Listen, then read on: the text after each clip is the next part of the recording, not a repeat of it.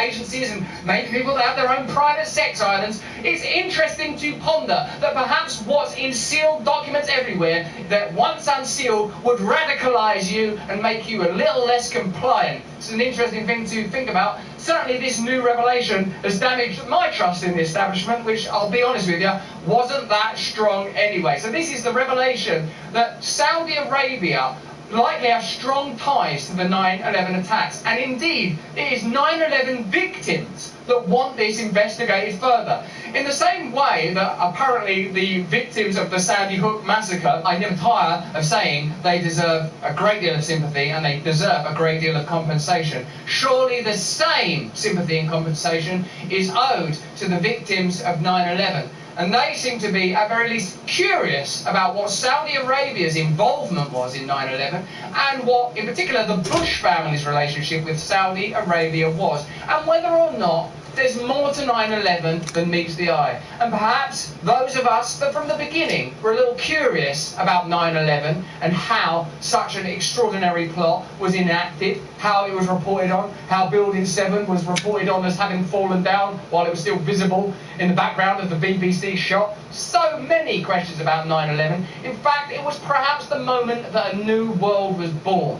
After 9/11, it became legitimised to surveil. It became legitimised to inquire, spy, censor and control. It became legitimised to go to war in Iraq and in the Middle East. In a sense, when that tower, those towers, came down, a new world was born of its ashes, and we live in it yet. And thanks to the revelations of the likes of Manning, Snowden, Assange, we have a different understanding of what the function of government is. It is to censor, it is to surveil, it is to control, it is to prevent us from waking up in our pods like Neo, realising we can't trust them and becoming radicalised. And every time an envelope like this one, envelope, is unsealed, more questions come out, don't they? 2 decades ago, the 9/11 Commission found that Al-Qaeda acted alone.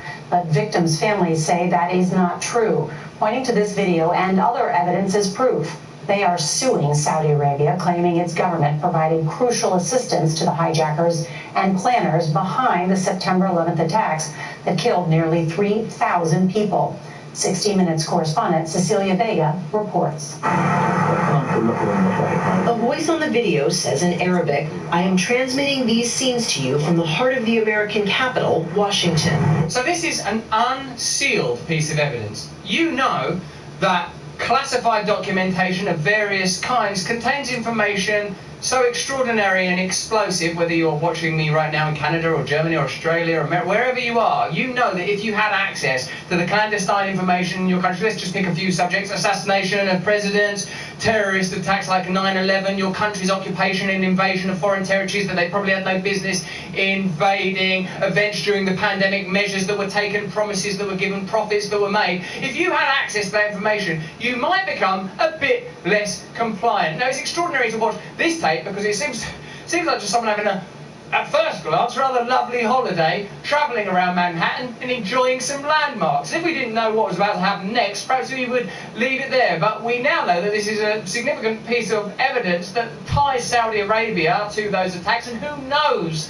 what other deep state interests and other nations and financial interests and families might be involved in the 9/11 attacks. Let me know in the chat, baby. We're always interested to hear your opinion. But what we can certainly testify to as one is that the truth, as Julian Assange revealed, would probably make you a little less compliant. And that's the nature of the dynamic. You will become ungovernable if you know what they're doing. This video, unsealed in federal court this week and obtained by 60 Minutes, was recorded in the summer of 1999.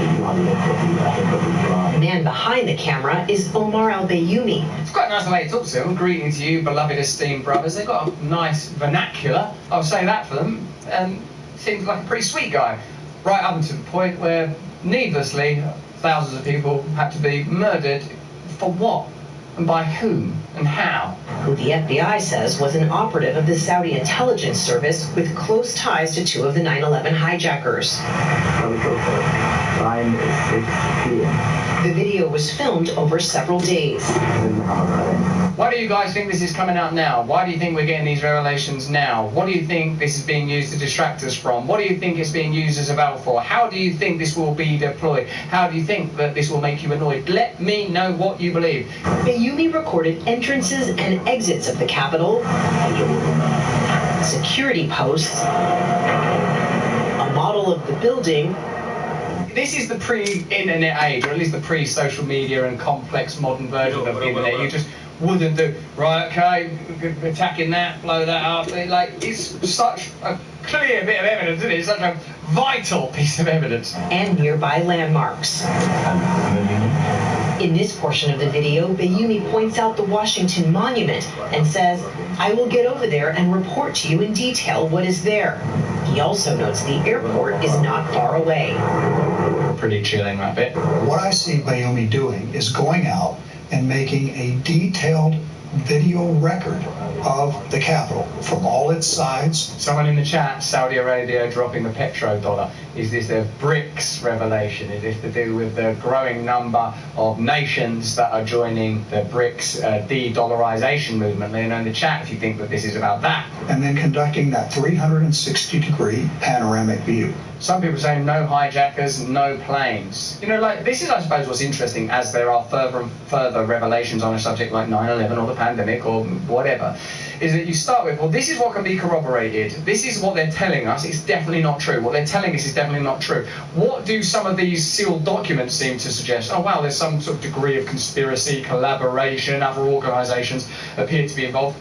Oh my God, what are they holding back then? And this is when you get tempted to speculate and conject. And I'm pretty sympathetic to people that go, well, this group must be involved, and maybe this happened. But when all we know that the Building 7, they expected us to believe that the passports were found in the ashes. There were so many sort of ludicrous and extraordinary sort of symbols and moments and tidbits in that story.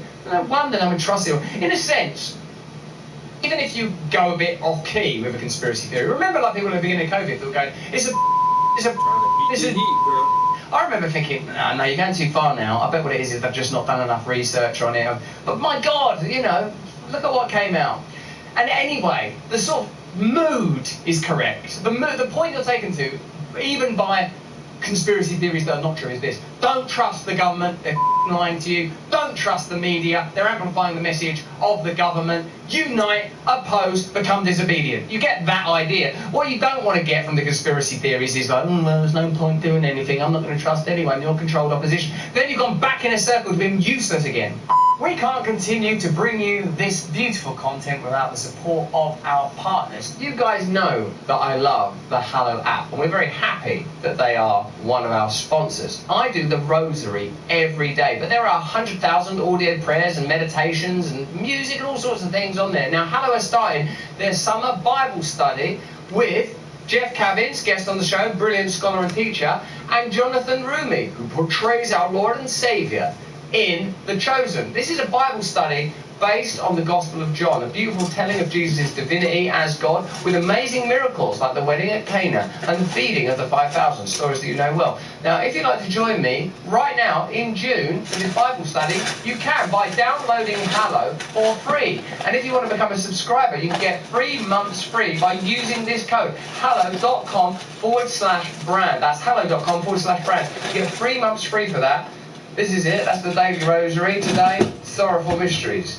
You can hear old Jonathan on there. It's magnificent. In fact, you could choose different people, but I would never be disloyal to Jonathan. Join us on Hallow. Click the link in the description. Back to the content. GS11. Richard Lambert is a retired FBI agent who led the initial 9/11 investigation in San Diego, where Bayoumi and the 2 hijackers lived temporarily before the attacks.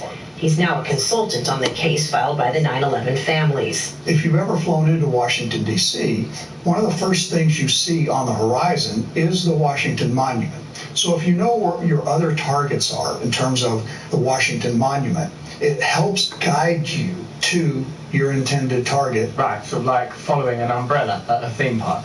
Federal investigators believe the hijackers on Flight 93, which crashed near Shanksville, Pennsylvania, had the U.S. Capitol as their likely target. The lawyers for the 9/11 families and former intelligence analysts we spoke to believe portions of the video show Bayoumi surveilling the Capitol as part of that plan. And in the video, he references a, quote, plan. You said that in the plan. What plan? It was just planned to go on a nice holiday. We're looking to go on a nice holiday. What is the problem? Why are you so cynical about my lovely home video? Who is he talking to? What do you think he's talking about? I think he's talking to the Al-Qaeda planners who tasked him to take the pre-operational surveillance video of the intended target. So this video is taken in late June and early July of 1999. What does that timing tell you? Well, that means it was taken within 90 days of the time when senior Al-Qaeda planners reached the decision that the Capitol would be a target of the 9/11 attacks. That's when Osama bin Laden decided to approve Khalid Sheikh Mohammed's so-called planes operation. Osama bin Laden looking pretty good. The other dude, a little bit shabby. A little bit Ron Jeremy. A little bit of an attack from Ron Jeremy there. Bin Laden, he's in the cave, he's in camo, looking pretty dope. The other guy, shabby. That's after his arrest. Oh, fair enough. In the days after 9/11, British police discovered the video during a raid on Bayoumi's UK apartment. They also seized Bayoumi's handwritten address book that the lawyers for the 9/11 families say was filled with phone numbers of numerous senior Saudi officials who were in the government at the time. And when Bayoumi filmed the Washington video, he was often with two Saudi diplomats who the FBI says had ties to Al-Qaeda. They're walking a bit weird, aren't they? Why are they marching like that? Why are they standing so close to each other? What is the point of that pelvic marching? Two men marching like that present a much smaller target than two men marching like that. They're marching a bit close to each other, these two diplomats. There's no need for that. God, it makes you wonder. I mean, again, at the time, and when it was just plain straight, neat, this is an attack on our territory, this is the first time Americans saw big attacks since Pearl Harbor, all of that stuff, and then you get these documents. We need them. Well, I'm struggling over here. Bad, bro. I'm struggling like a motherfucker, bro.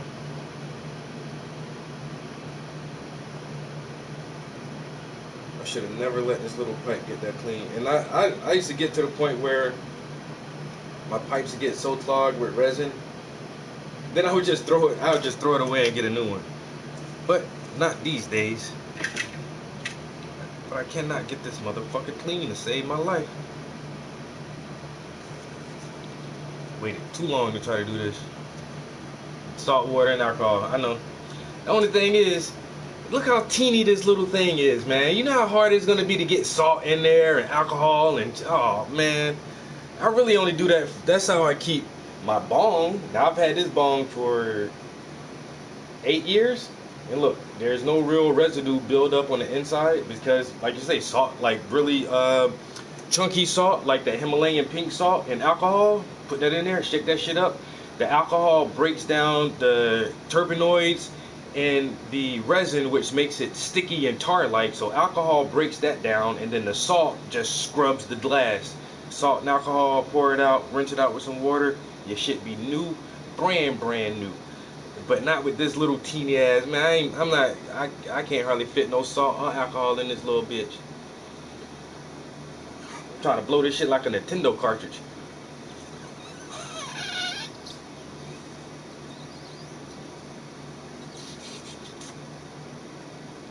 You know how, man, this is our motivation for our creativity. You know what I'm saying? I'm just trying to meditate. Look, man, this is about as good. Hey, that's as good as it's gonna get. Now my hands is all sticky and shit. Oh my god, I got resin on them. My mouth tastes like I've been chewing on an ashtray.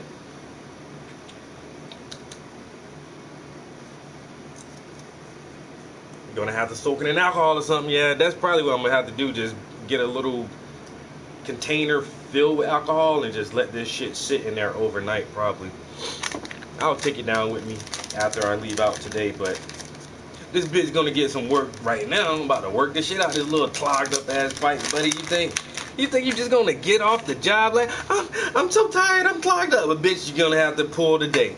Bitch, you about to do something. Because I'm not walking downstairs to get your replacement. What the fuck is going on here today, man? What's going on? My pipe clogged up, my grinder empty. Man, I don't feel like do I need a nap?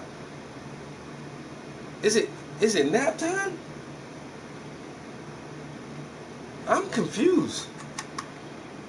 Why is shit being so difficult right now? I might need to just take like 40 winks real quick and just kind of reset this shit. You know what I'm saying?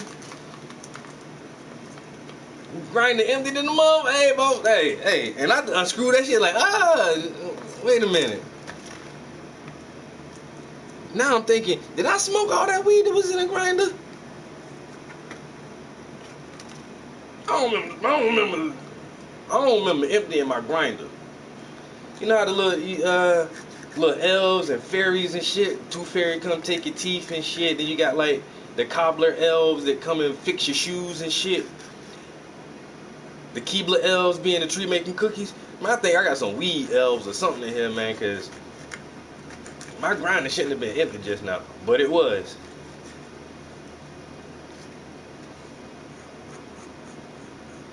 Man, this shit got flakes and shit. Man, you seen that shit? You said that shit wasn't up but some flakes in there. There we go. All right, we back. We backpacked. We backpacked. We back at it. All right. Meditation, medication. My medication.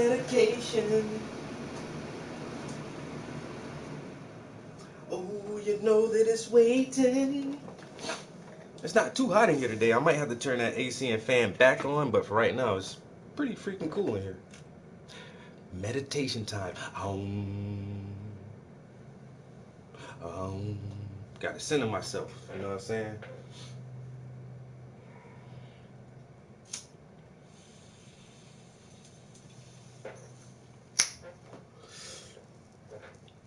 That motherfucker pull like goddamn chap down. Motherfucker pull like a chap. Guess up. And that's all I needed.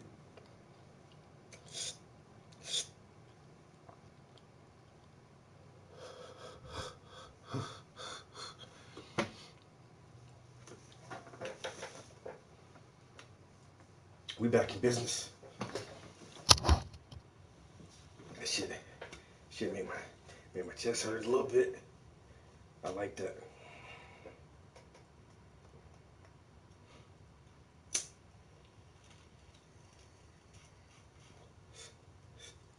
I remember I don't know why that shit just popped in my head. Talk about I like when the weed make my chest hurt. Yo, when I was hustling back in the day, one of my classmates, we well out of school. We all grown and trying to do our thing. One of my classmates started smoking crack, yo. Then he hit me up, yo, you got something for me? Yeah, so I sold him some a couple times. And then one time I sold him something, but he was like, hey man, you mind if I chill right here for a minute?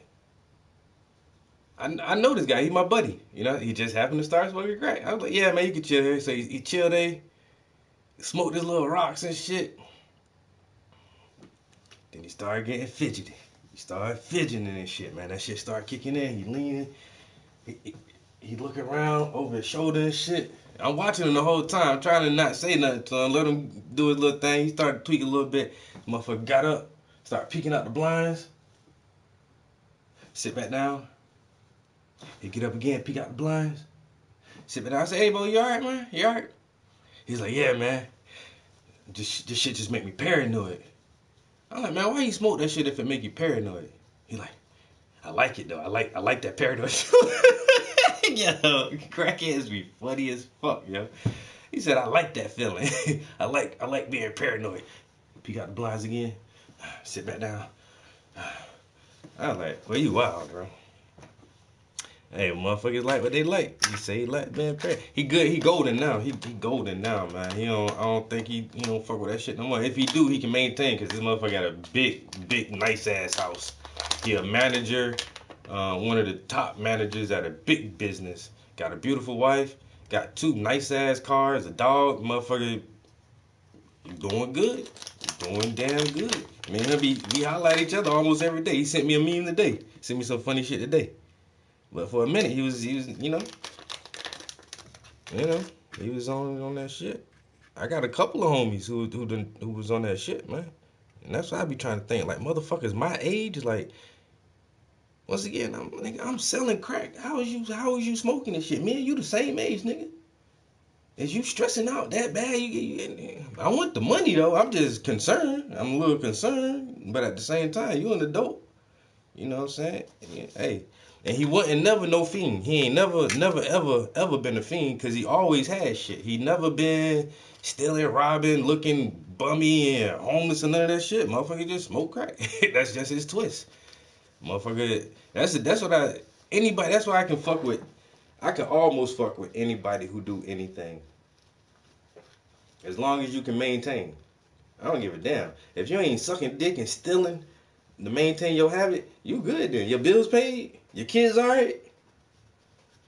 I don't see no damn problem.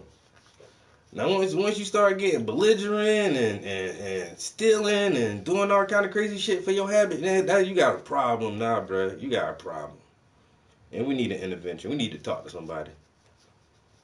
But you do whatever you do and you can maintain cheeseburgers. I got these cheeseburgers, man. What the fuck you say?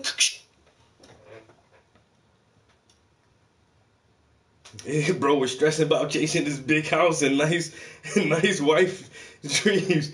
Yo, we was I don't know, maybe. Like I said, I've one of my homies who used to smoke crack, he just adventurous and the motherfucker just like being high. He's tried every drug. If you can name it, he's tried it. He's tried everything and he just like, I just like trying shit, nigga. I just like being high. But he said acid, Molly, ecstasy, everything else, he could just look at me like, no thank you, I'm good. But he was like, bro, if you ever bring crack around me, I feel like I gotta smoke that shit. He's like, bro, crack is so good, man. Free base and cocaine. He was like, bro, that shit is like shit. I'm like, and so he's like, yo, I can't be around that shit. Cause he's like, man, that shit made me want to smoke that shit. I'm like, nah, nigga, I'm good on that. But my other homie, I don't know why he started smoking crack, bro. Like, what? Like, I don't know. I had one motherfucker try to get me one time, bro. The motherfucker roller, well, he came through with a blunt, and he lit that shit. We ride, we chilling, and we about to match a blunt. He got a blunt, I got a blunt. He lit his blunt, I lit my blunt. We smoke. I'm smelling his smoke, and we riding in the car. I'm like, bro, what kind of cigar that is? Oh man, it's a Dutch. Nigga, don't smell like no Dutch. What the fuck is in that? You know, I put a little nose candy in there, man. Yeah, no, thank you, bruh. Really, my nigga, I'm good, bro. That was like an acquaintance. I think that was like my last time hanging out with him, just me and him solo dolo. Like, nah, I'm good. I hung out with him a couple times, like in group settings. I ain't never smoked with that motherfucker again. Never, ever. That bitch tried to get me, dog. That bitch tried to get me. You gonna try to make me smoke some goddamn cocaine in your weed and not tell me that shit is in there? I'm good on that, dog. I'd have been around enough smokers, nigga. I know that shit don't smell right.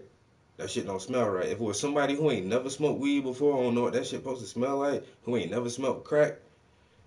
If you ain't never smoked that shit, you just went ahead and started smoking that shit with that motherfucker. Nah, bruh. Nah. I ain't even act mad or nothing. It's just like, I just seen that nigga like, you snaky for whatever reasons, bro. I wonder how many other people you done did that to. I'm good. And you can hear in my song, bro.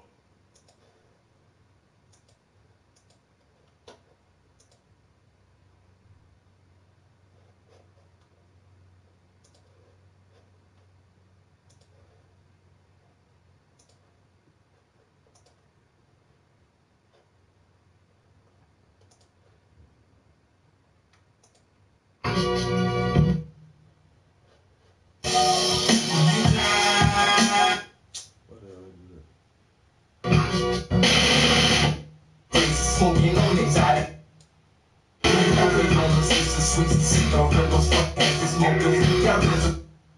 Y'all just some heavy jokers. Y'all probably turbo rollers.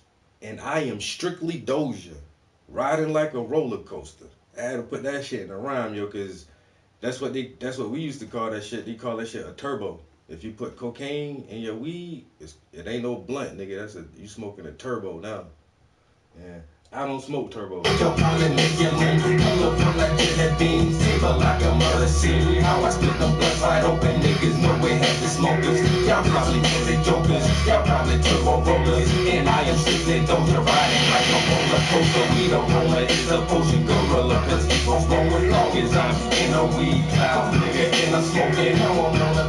I'm strictly Doja though. I'm strictly Doja. I don't mix my shit. I don't. Y'all just some heavy jokers. Y'all probably turbo rollers. And I am strictly Doja, riding like a roller coaster. Weed aroma is the potion. Gorilla Prince keep on flowing. Long as I'm in the weed cloud, nigga. And I don't fuck with nothing else, dog. I'm gonna tell you real shit, though.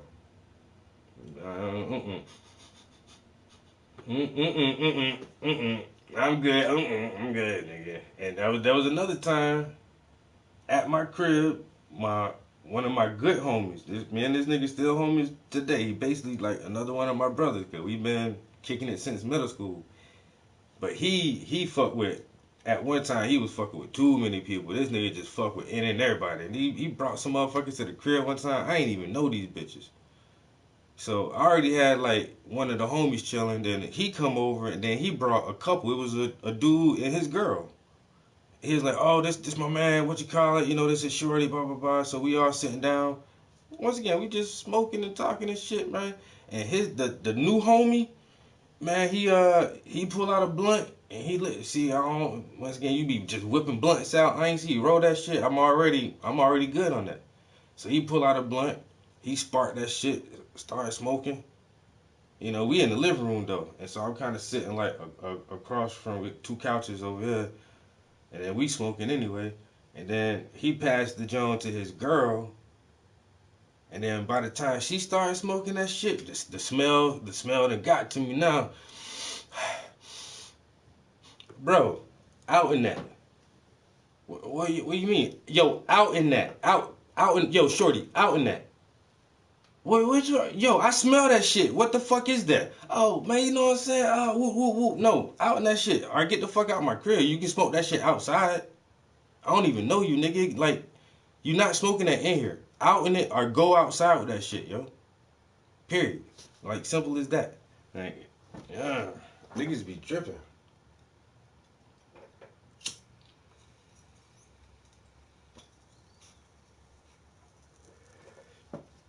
I don't even know you from Adam and Eve, bitch. I don't know you from a can of paint.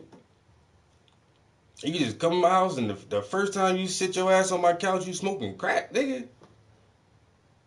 This is not a good first impression at all. At all. You are not making a good first impression with me. And once again, you don't even say nothing. Yo, fam, excuse me. No, you know, I don't mean no disrespect. You know, I do my little thing. Do you mind? No, I do mine. You know what I'm saying? You good though, I do mine. But nah, not in here. This motherfucker ain't, you know, just the respect, common courtesy, a little something. Niggas just, and you know, I say, man, you can do your thing, man. But shit.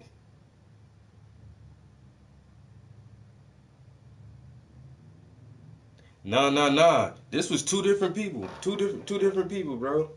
The one occasion when I was with the dude in his car, that was one time, and then I was young then too, bro. We were still teenagers. I was like 18, maybe 18 or 19 when that shit happened. I remember that shit good as hell, bro. And then that when the motherfuckers came to the crib, I was living in Florence then. I was probably like 26.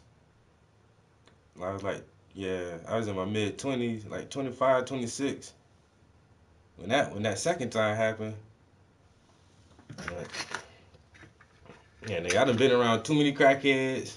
And then, like, now my homie, who asked if he can stay and smoke crack. The motherfucker was respectful enough to just ask. You know what I'm saying? And I thought that shit was funny anyway. I did want to just see this nigga smoke crack.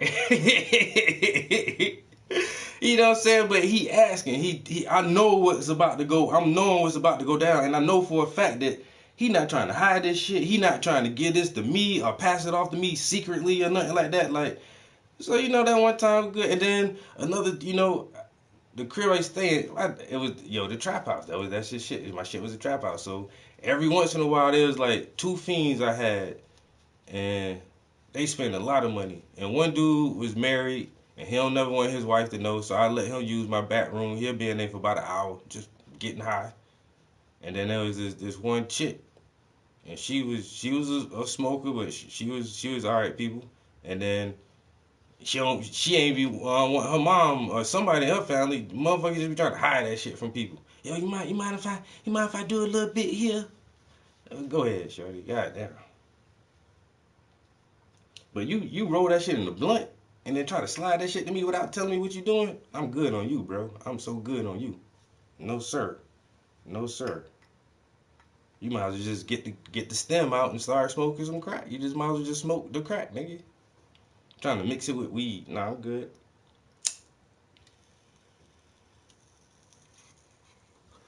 Never in my life.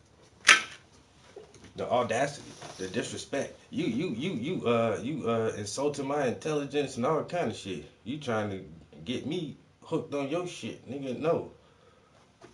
You're not about to. I ain't never wanted to play them kind of games. I never did. I remember when the ecstasy first came out. Yo, when that pill first came out, it was so popular. And everybody was on that shit, yo. Everybody was on X. I got them E's. I'm good, man. I'm so good on that shit, bro. Yo, you gotta try this shit, bro. You feel so good, bro. Everything, your body just be tingly, man. You be wanting to fuck all night. I'm good. I'm good. My body tingly now, and I want to fuck all night right now anyway. So what the difference? I don't need that.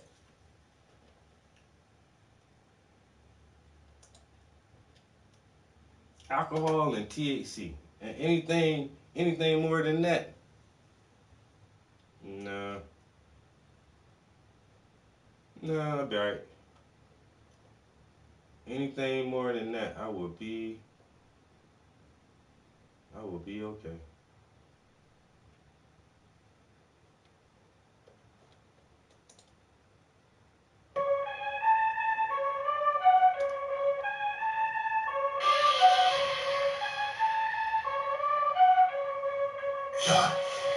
Digital domination.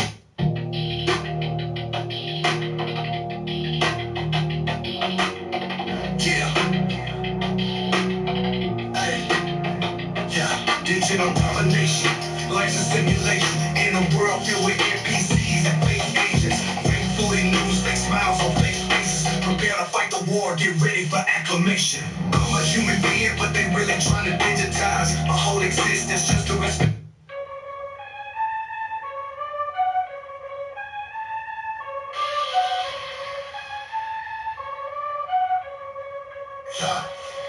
Digital domination, life's a simulation in a world filled with NPCs and fake agents. Fake food and news, fake smiles on fake faces. Prepare to fight the war, get ready for acclamation. I'm a human being, but they really try to digitize my whole existence just to expand the enterprise. They delete the facts and emphasize the lies. GMO, all the food and inject the pesticides. It'll make you start to cry when you finally realize that they use the fluoride to calcify your third eye and try to leave you blind so they can control your mind. Propaganda specifically designed to hypnotize. Now your freedom's compromised by AI and aliens, nano machines and the vaccines that you taking in for your bloodstream while big pharma keeps on breaking in.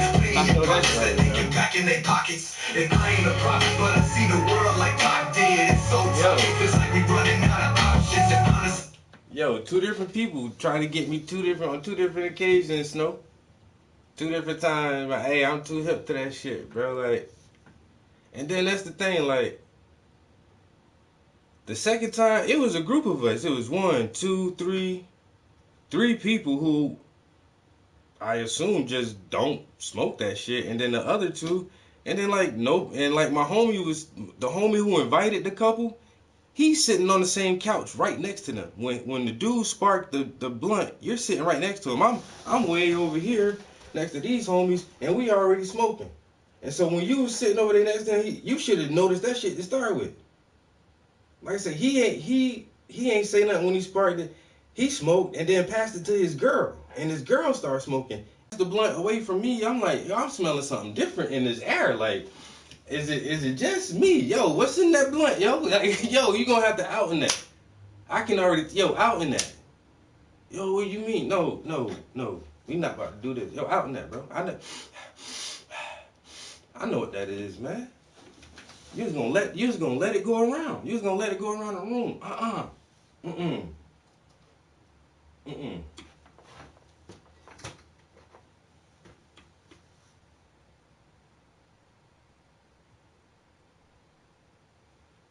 I hope you don't mind. What? I do mind. Ain't you at work, nigga? Yeah. You should be concerned about my safety. What if I don't even... Man, you had to be in New York.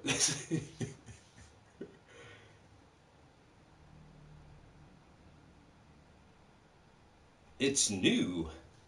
Hey, man, try some of this heroin, man. No. No.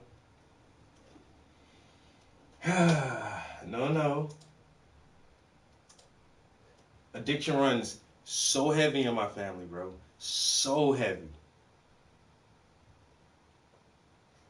That shit runs so... I'm good, bro. I know if I try anything, I'ma love that shit, bro. I already know. I would be a crackhead. I know it, man.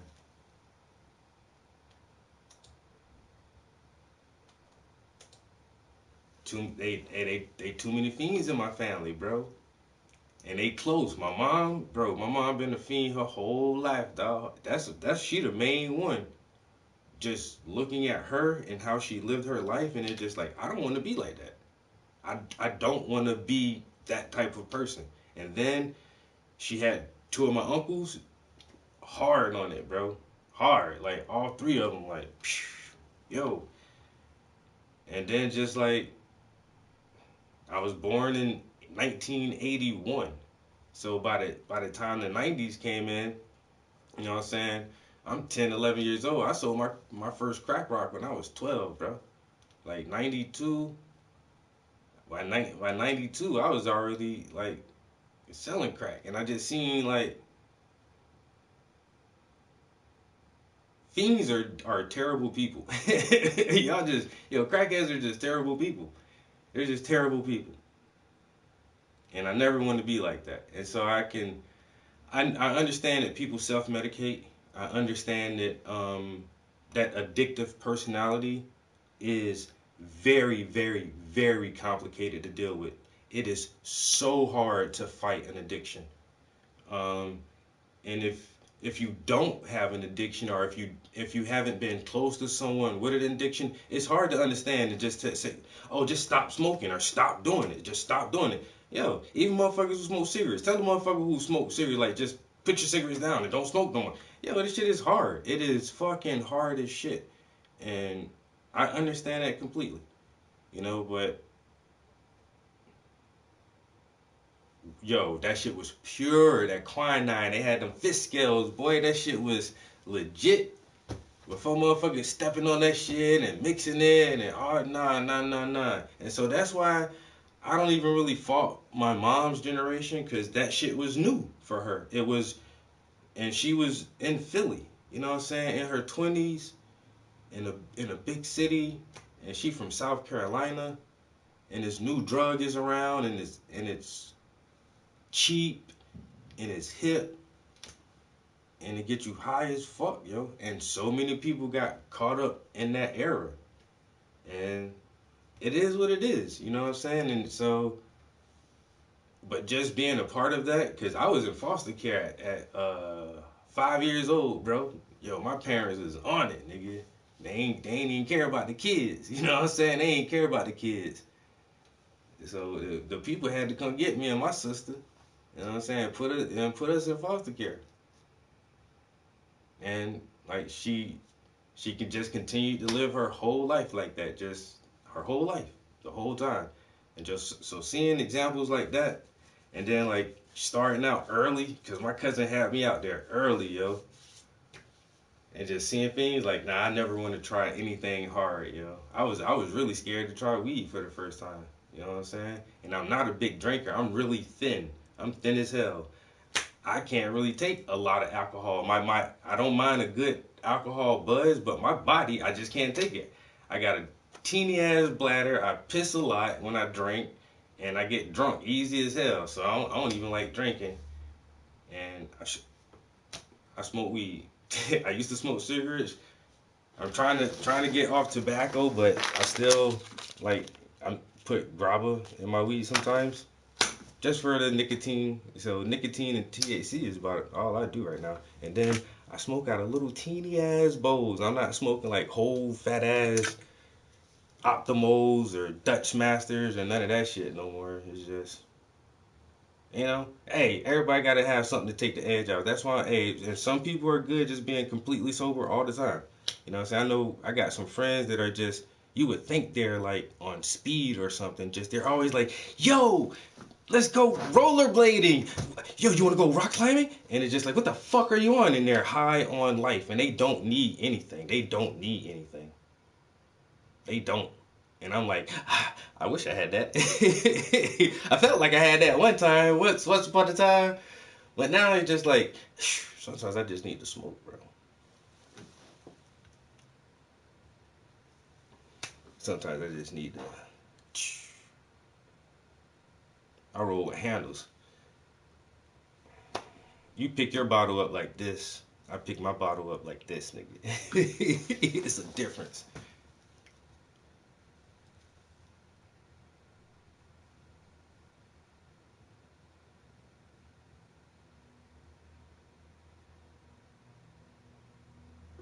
Yo, the Ustream days were wild. Yo, Spartan, I talk about people like you all the time, bro. All the time. You come back years later, and what's going on? Same shit, dog. It's cool, right? It's fucking cool, right? You gotta admit. You gotta admit. I have been consistent, right? You gotta give me that much. If nothing else, yo, Instagram, check out the comment, yo. It done passed. Hold on, I'll go to YouTube. Yo, my bad. Yo.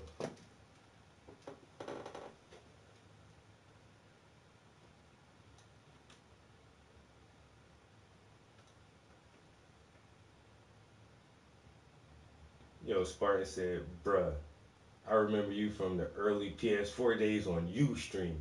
Those days were wild, man. Yo, Ustream, it's still a service, but it's not really connected to like the PlayStation Network and that, because it was so wild, man. People was on there fighting and fucking and making pornos and smoking crack, and yo, motherfuckers doing all kind of shit on Ustream, yo. But no fucking lie, yo, I ain't even exaggerating, yo. Because it was so, I don't know why it was so easy to get followers on that shit, but I had like 12,000 followers on Ustream or some dumbass shit, yo. My shit was like, I was surprised that many people would watch my channel. But that's like, in the early days, I used to argue with people on this shit too, like trolls and shit. But now, I don't know. I just try to be way more chill about this shit, because I just realized, what's the fucking point? Trolls are weird as hell. I used to argue too much with trolls, and it's just like, you guys are weird. Why do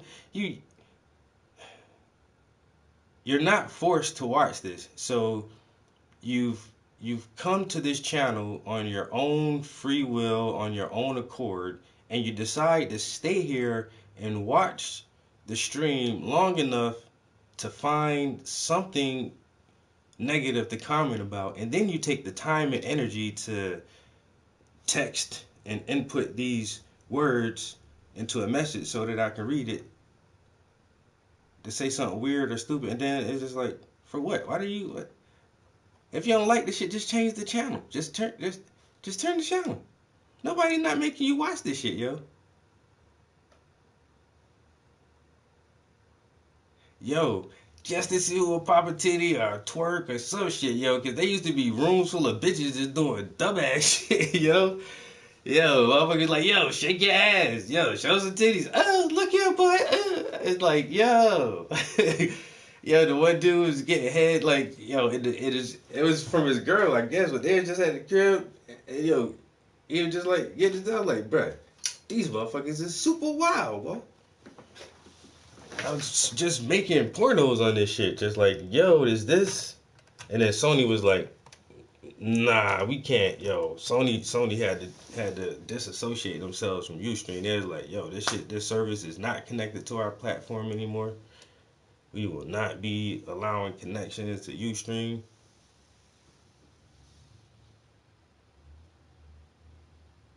Yeah, just get up just early in the morning, like, oh, let me see if I can piss somebody off. Just like, nigga, is that how you start your day? Like, cause I be streaming early in the morning, motherfuckers come in there, yeah, this shit whack as fuck, nigga. Where you learn how to paint? In prison? That was, yo, I used to get that shit a lot. I don't understand, like, why was that a really hard ass comment? Like, this nigga probably learned how to paint in jail. Like,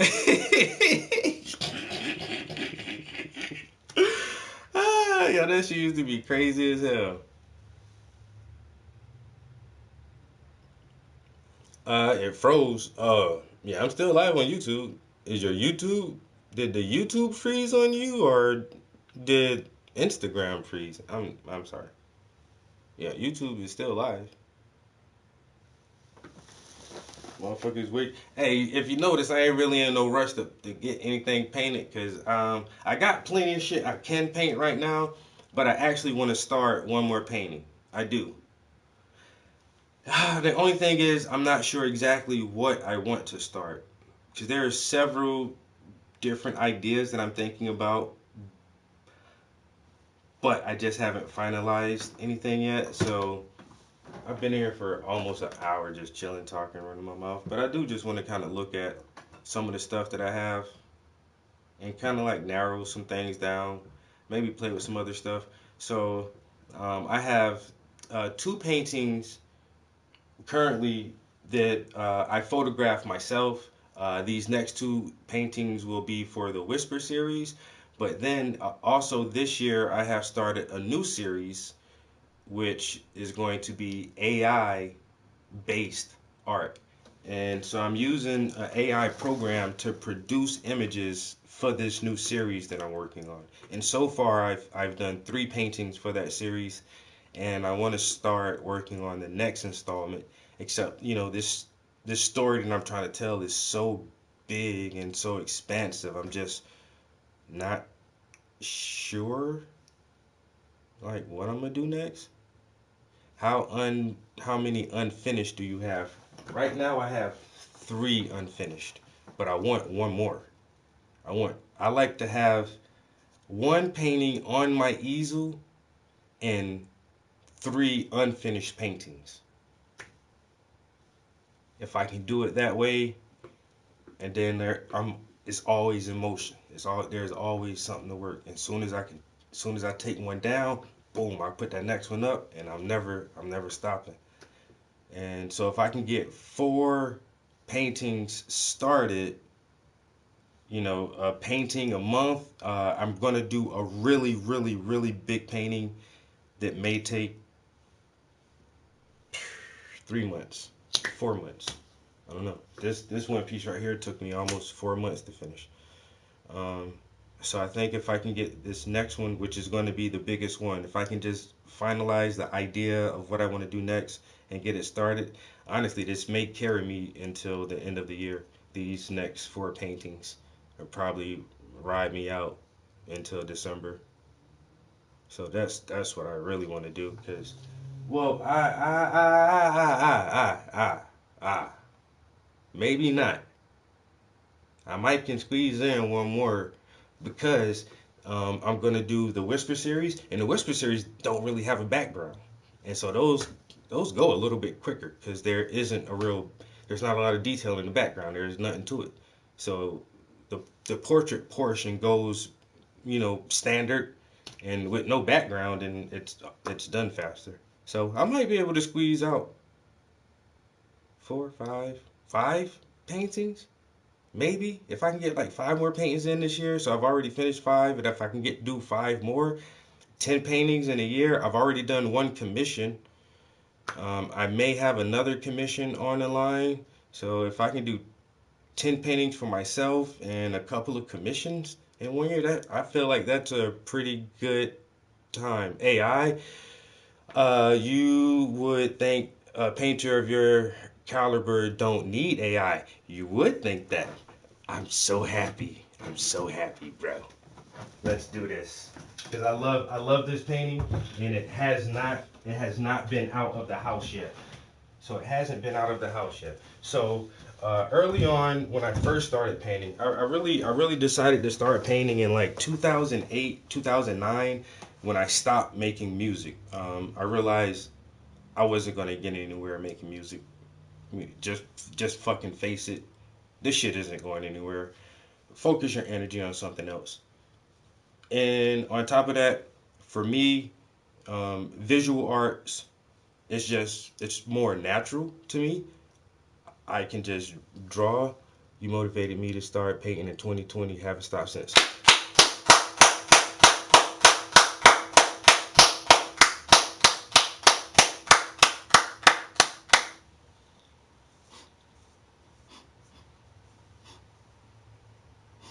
See, that's that shit you can't buy. You can't buy that. I appreciate that. That's the part. That's the part I live for now. I want to sell art. I want to sell my art for $20, $30, $60,000. That's really what I want. $100 million. I want to be in the biggest galleries. But above all that, I just want to motivate people, yo, and do that shit. You creative, go make something. Go make some shit, you know. That's the biggest part. That's the biggest part for me. My IG is Paintings by the Prince. Paintings by the Prince. I appreciate it. Thank you, thank you. That's all worth it. That's it. You don't even know. I cannot express how I feel right now. You probably do know. You probably know. But that's the part. Thank you for just saying that. Whew, that's that part. It makes me feel like I'm doing something, you know, this shit. It's something. If it ain't nothing, it's something, you know? But with the AI stuff, so I started painting hardcore 2009, 2008-ish, 2009. I wanted to do some shit like this. Like some ancient civilizations, some culture shit. Because I was, at this time, I just started like really getting into like understanding about the occult and the Masons and the Rosicrucians and all these motherfuckers really get their shit from the mystery schools of Egypt. So why was Egypt so important, and why does Egypt have a ology when there is no Greekology or Europeanology or no other kind of, but there's Egyptology? And why is the Egyptian culture so fascinating that it has its own ology to it?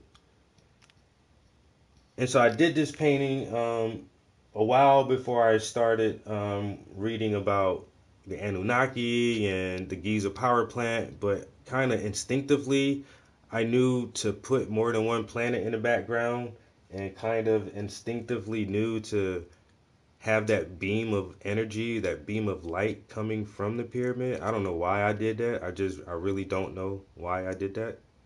I just thought it should be there. It looked cool. But when I showed this the first time, people just really didn't gravitate towards it, didn't really understand it or anything like that. And then so I did like this alien painting, and so all of this I tried to do from my mind's eye, which came out, a lot of it came out okay, and trying to put the symbolism in it, the pyramids again, and the sun in 2012, and multiple planets. So this is when I started studying about Nibiru and the Anunnaki and all that shit, the Apis bull and all that shit. But then people really wasn't like feeling this shit, and I felt like I had to explain too much to people because a lot of people aren't even aware of like these older stories, this older civilization. So I just set it down and I tried to do like more mainstream stuff and like paint flowers and vases and stuff like what people are used to. And then plus like the stuff that I used to paint from my imagination always looks like this, like cartoony. But now with AI, I can take my same old ideas of this story. It's the Epic of Gilgamesh. It's the Noah's Ark story. It's the Anunnaki story. It's the Atlantis story. These are all the same story. People think they're different stories, but it's not. It's one story. And so I'm going to use the AI and prompt it to give me the images so that I can make this stuff look like this stuff. Right? Right. You see how I'm doing that, right? See, some motherfuckers gonna use the AI and just keep the AI on the computer and screensavers and no. I can pick my shit up. I can hang my shit on the wall if I want to. My shit is a physical object in real life. This is a real thing right here. You know, it is no longer in the digital realm.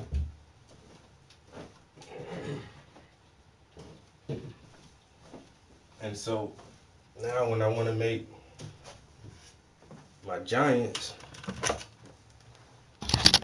when I want to make my giant aliens, I can do shit like that now. And that shit look fucking fire, boy. You know why? Because the AI helped me. The AI helped me make giants. It looked fucking dope as shit, right?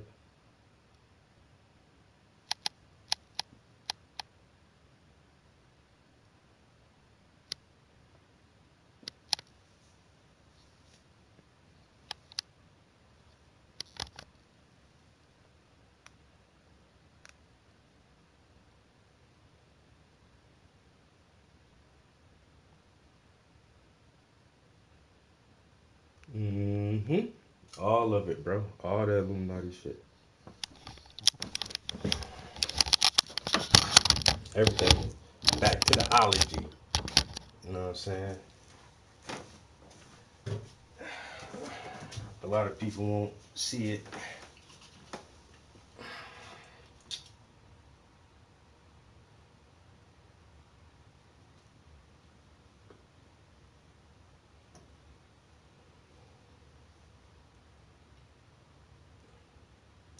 "9/11 was an inside job."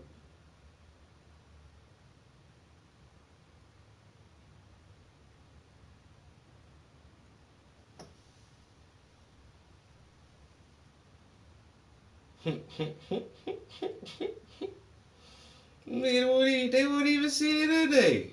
9/11 was an inside job. Don't tell nobody I said that.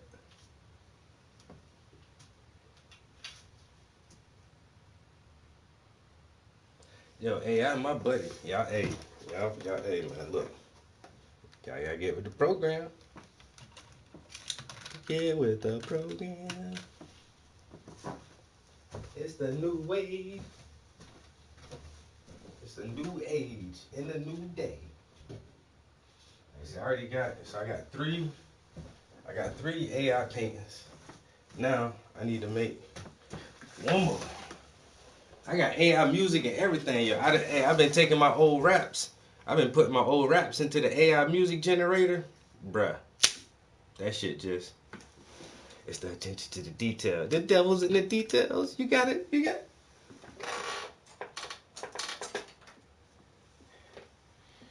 use little teeny brushes. You gotta use a little teeny brush.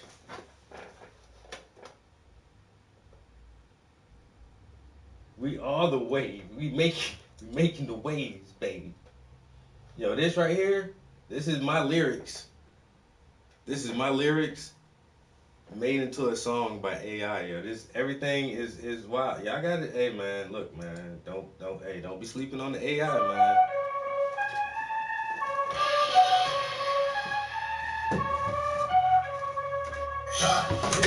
Digital domination, life a simulation in a world filled with NPCs and fake food and news, fake smiles on fake faces. Prepare to fight the war, get ready for acclamation. I'm a human being, but they really try to digitize my whole existence just to expand the enterprise. They delete the facts and emphasize the lies. GMO, all the food and inject the pesticides. It'll make you start to cry when you finally realize that they use the fluoride to calcify your third eye. And they try to leave you blind so they can control your mind. Propaganda specifically designed to hypnotize. Your freedom's compromised by AI and aliens, nano machines and the vaccines that you taking in through your bloodstream while big pharma keeps on breaking in. Plenty of profits that they can pack in their pockets. And I ain't a prophet, but I see the world like I did. It's so toxic, Feel like we running out of options. And honestly, technology could solve the problems of being dominated by the global hegemon. Digital domination.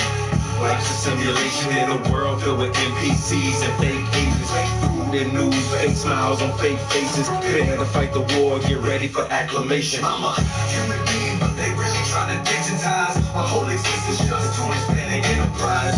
They delete the facts and emphasize the lies. GMO, all the food and inject the pesticides. It'll make you start to cry when you finally realize that they use the Fluoride, calcify your third eye. And they try to leave you blind so they can't control your mind. Propaganda specifically designed to hypnotize. Devices, applications that can make you famous. Digital domination, instant gratification. Now we losing patience. When the short attention span, dumb down so they can't recognize the scam. Chatbots, Photoshop, TikTok, and Instagram. A whole generation whose only plan is OnlyFans. And NFTs, UBI, and crypto on the blockchain. Rock State Street, really on the stock exchange. You know it seems strange that when you're all alone, you start to feel weird if you ain't got your phone. Just zombies and clones, while artificial intelligence is piloting drones. Facial recognition scans target your dome. Agenda 2030 gonna target your home. Microchips under your skin, right next to your bone. Should've raped the Georgia guy's skulls before they were gone. It'll make you start to cry when you finally realize that they use the fluoride to calcify your third eye. And they try to leave you blind so they can control your mind. Propaganda specifically designed to hypnotize. Digital domination, life's a simulation in a world filled with NPCs and fake agents. Fake food and news, fake smiles on fake faces. Prepare to fight the war, get ready for acclamation.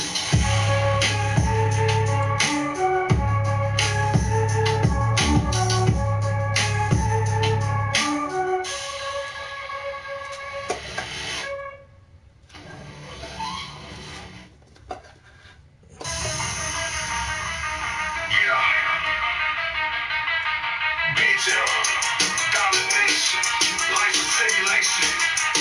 Yeah. In a world filled with NPCs and fake agents, fake food and news, fake smiles on fake faces. Prepare to fight the war, get ready for acclamation. I'm a human being, but they really try to digitize my whole existence just to expand the enterprise. They delete the facts and emphasize the lies. GMO, all the food and inject the pesticide. It'll make you start to cry when you finally realize that they use the fluoride to calcify your third eye. And they're trying to leave you blind so they can control your mind. Propaganda specifically designed to hypnotize. Now your freedom's compromised by AI and aliens, nano machines and the vaccines that you're taking in to your bloodstream while big pharma keeps on breaking in. Plenty of profits that they can pack in their pockets. And I ain't a prophet, but I see them all like pop being so toxic. Feels like we're running out of options. And honestly, technology couldn't solve the problems. I'm being dominated by the global hegemon. There's a world dominating NPCs and fake agents. In a world filled with NPCs and fake agents. Fake food and news, fake smiles on fake faces. Prepare to fight the war, get ready for acclamation. I'm a human being, but they really try to digitize my whole existence just to expand the enterprise.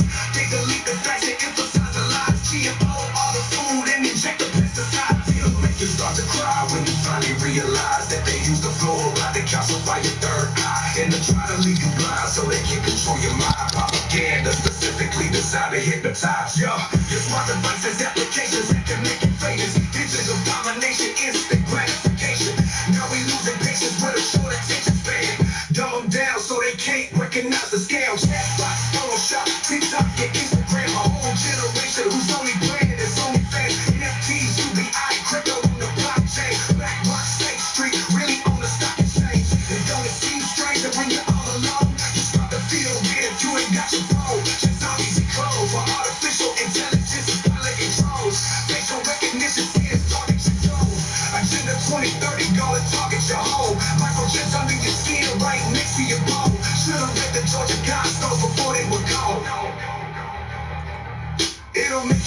cry when you finally realize that they hit the floor by the calcify your third eye. They not trying to leave you blind so they can control your mind. Propaganda specifically designed to hypnotize. Yeah, vision, domination, life's a simulation.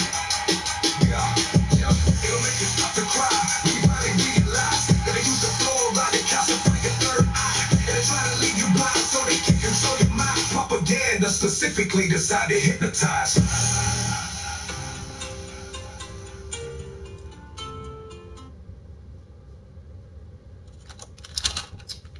Hello? Hey, what's up, man?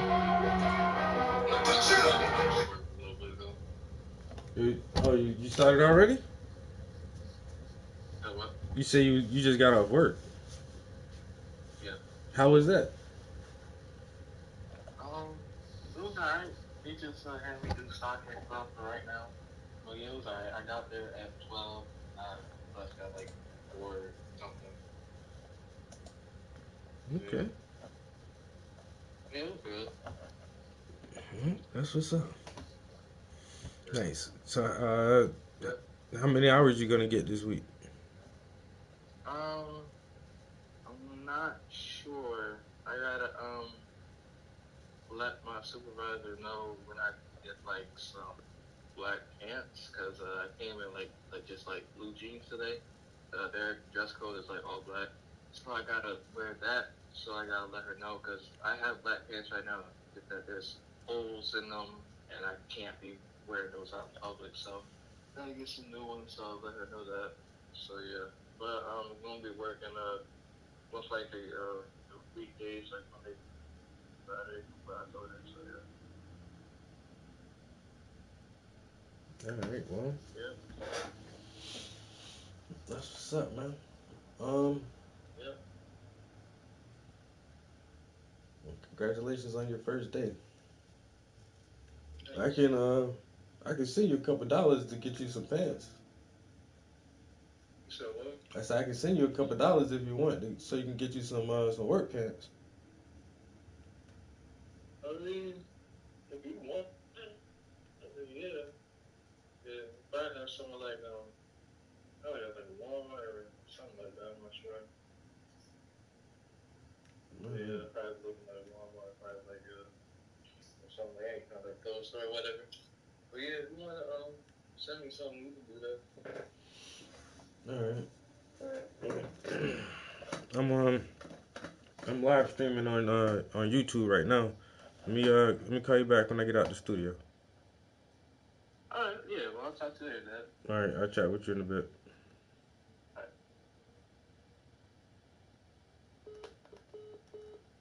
My young boy said he done got down, started his first day of work. That's what I'm talking about. He should have known.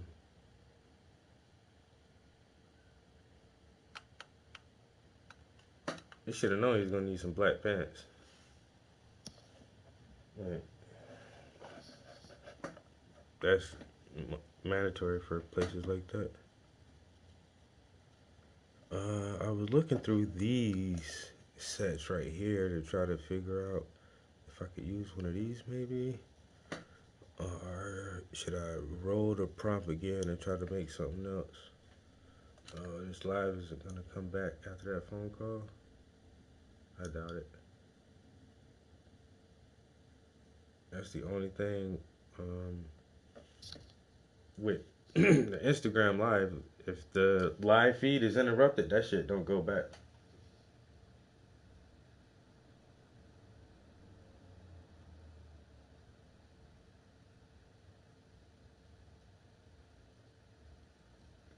Yes, sir. I gotta get him. He talking about, I gotta let her know when I can get some pants. You can get pants today. Today. I see you somebody. You can get pants today. You be alright. Yes, sir. Ain't no, yeah. Still get these pants.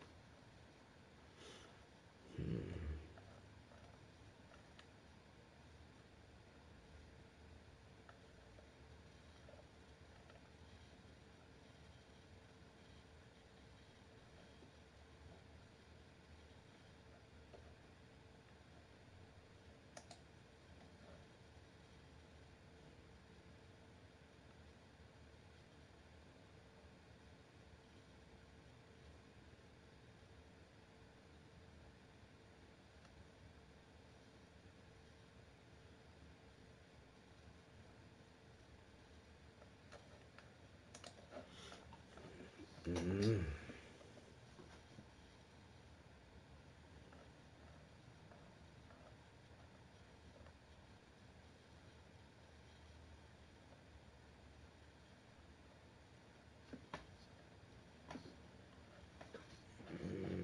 I actually need to get rid of a lot of these.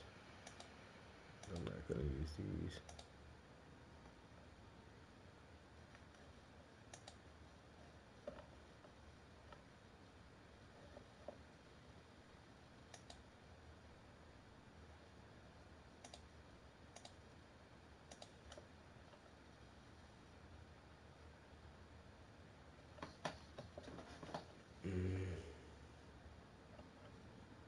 Even though some of these are really good. No.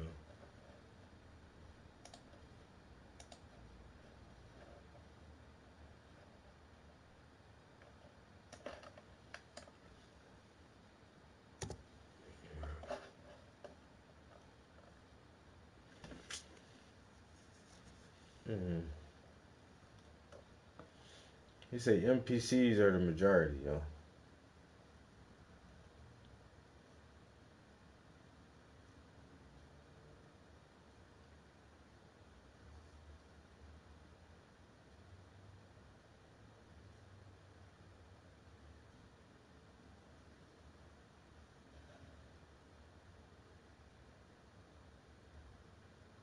Nah, he ain't want to be on the screen last weekend. Nah. Nah, Snoop. You don't even know, man. P just be giving me money. That my big bro, man. That nigga low key rich. He don't even know what to do with his money. What if he just be giving it away? Yeah, man. You have some. For what? For no reason, man. Go buy some paint. Like, all right. Thank you. Hey, you want some money? For what? I don't know. Go get something to eat. All right. Shit. Yeah, that big bro, man. He looking out for his nephew.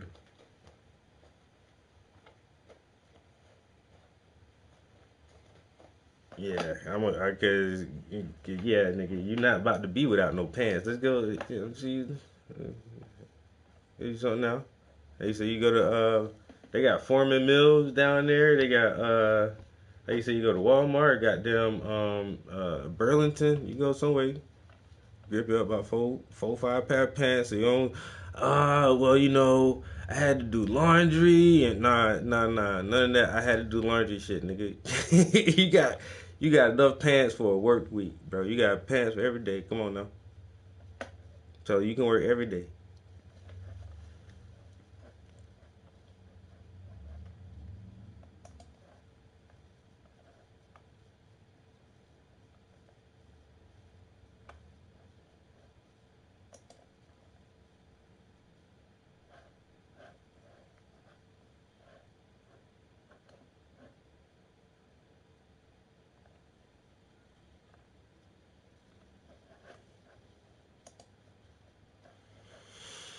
All right, so I guess I'm starting the process of elimination.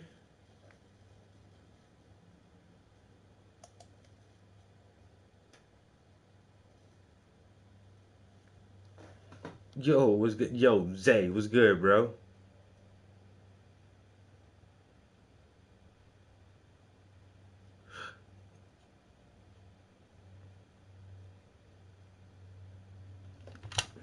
Damn.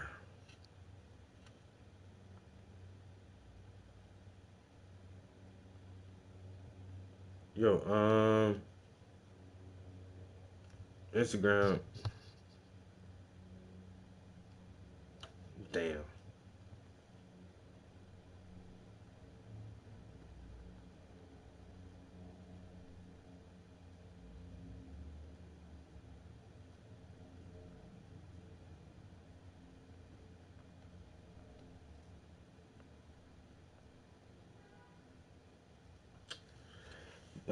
My homie on Instagram saying that my Instagram stream doesn't have any sound going right now.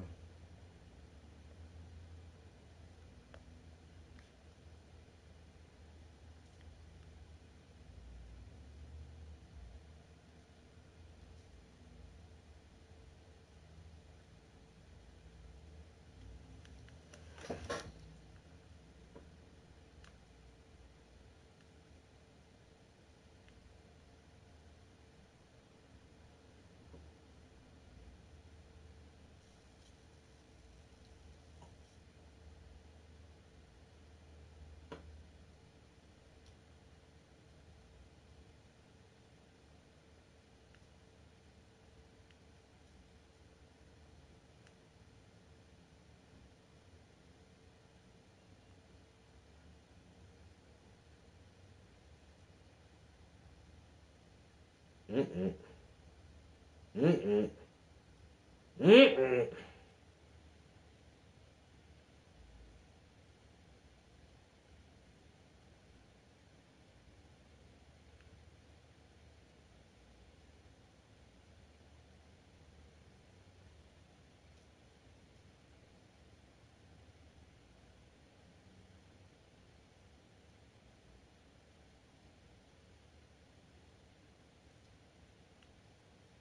Mm-mm. But that commission on. I just got the text message. They just asked me. Hey, my man said, yo, the committee approved what you need from us now. I said, I need the canvas size.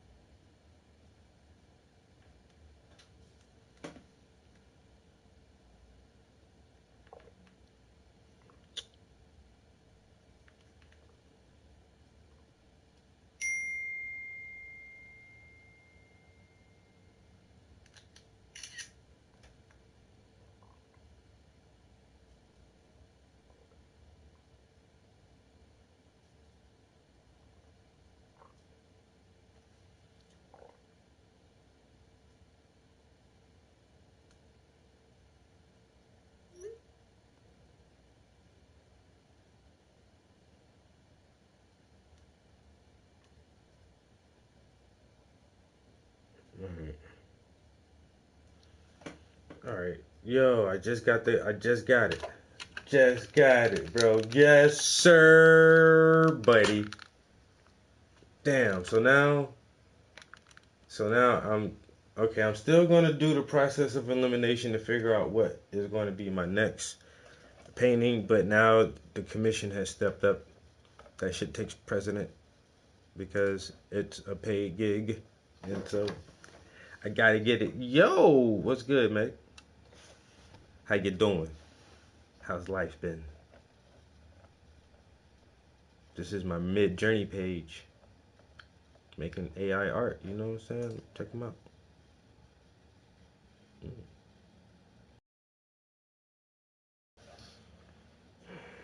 Am I gonna use those? Maybe. I don't know. Maybe I can re-roll that prompt. I might try to re-roll that prompt. That's why I'd be saving some of them. I really didn't like any of those. I did kind of dig that one. But at the same time, I need something that's gonna be on a big ass fucking canvas. A huge ass canvas.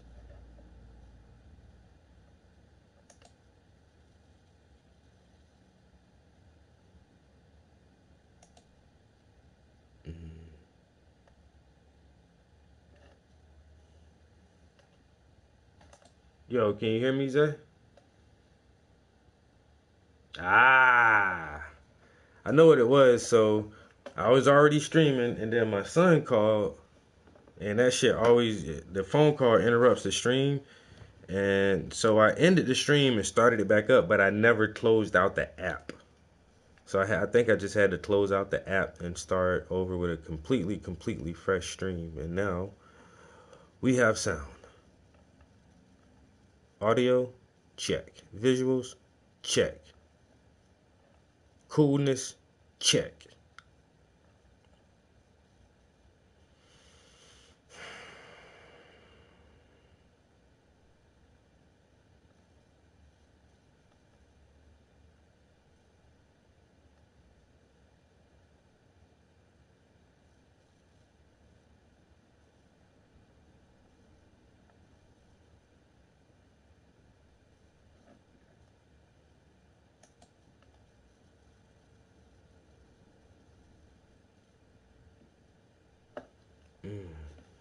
That looks so cool, yo.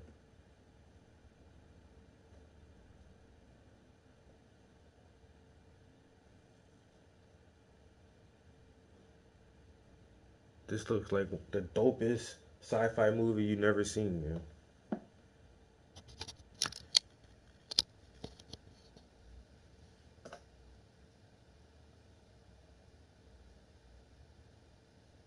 He say the sun been sus. You ain't lying about that shit, bro. At all, nigga. You thought this a solar flare or something? The sun looking at you like you crazy. What's wrong? What's wrong, bro? You don't like when I come around?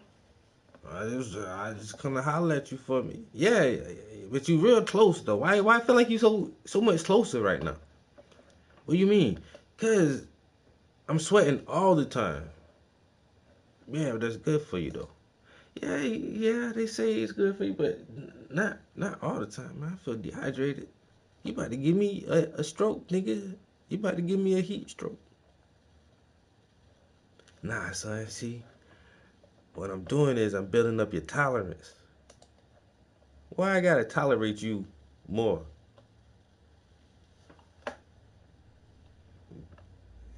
Go out there, man, make the plants grow, and then duck your ass back behind some clouds or something, bitch. Shit.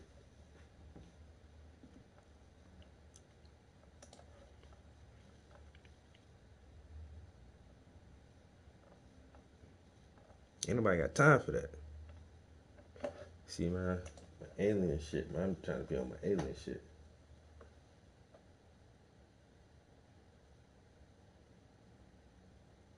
He said, gave me the D. Vitamin D. You know you need this, right? You know you need this. Right? Yeah, not so much of it, though, man. Pull out a motherfucking umbrella or something, go outside, and it ain't raining. I know it ain't raining. Keep your ass off my back.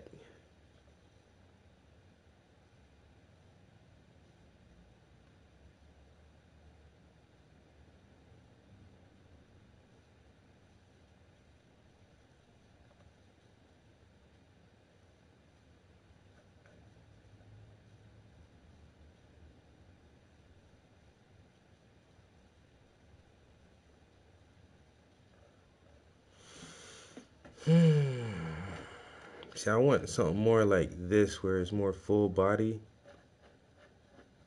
but not in that style though. Hmm.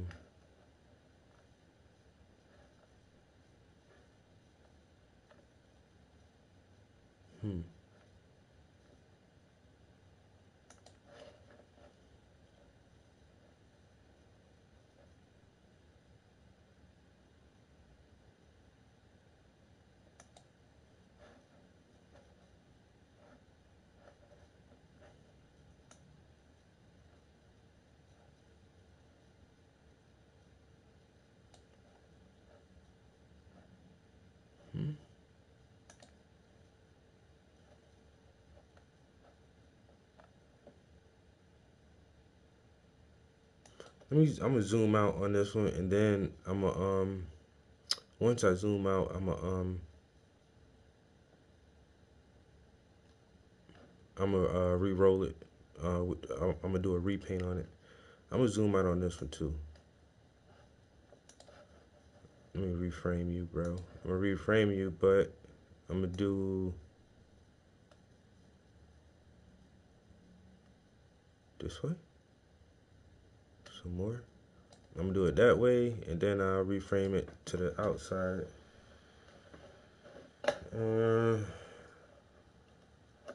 I really want to do one of these destruction scenes. That's why I've been saving these a lot. See, that's the original concept for the painting that I did create. But see, even from this version to the one I made, it still looks a little different.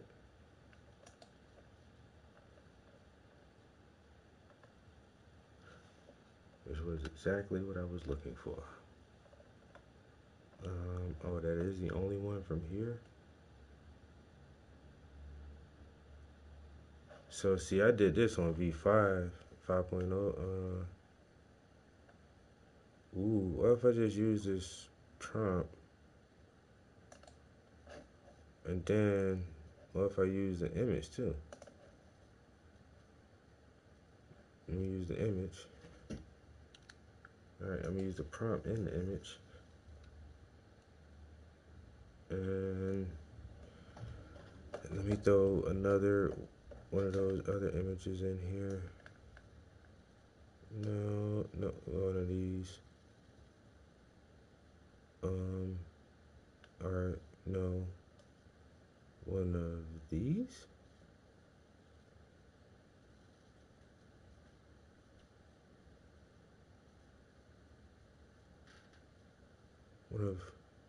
No,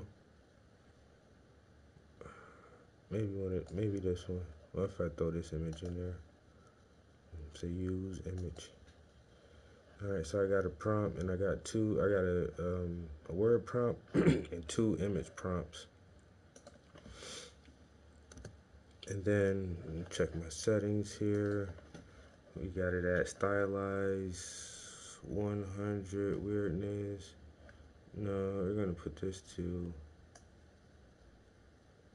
500. Let's move that to 500 and then put this at 20.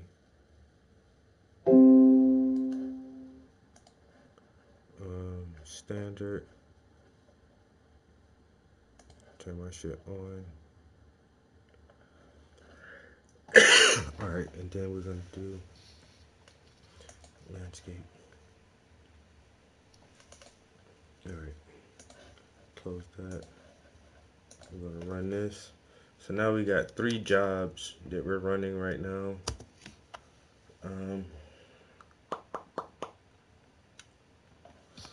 Let's go back to the top. I try to delete some stuff so it don't take forever to get to the top and see these jobs that we rolled. Okay, first job we re-rolled, we panned, we did a zoom out on here.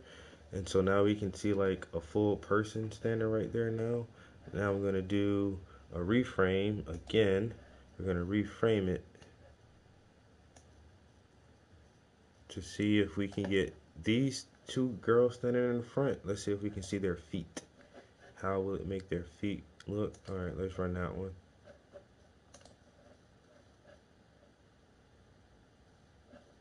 I could have did this one. There's a different lady right there.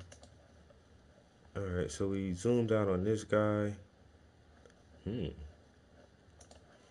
look pretty majestic.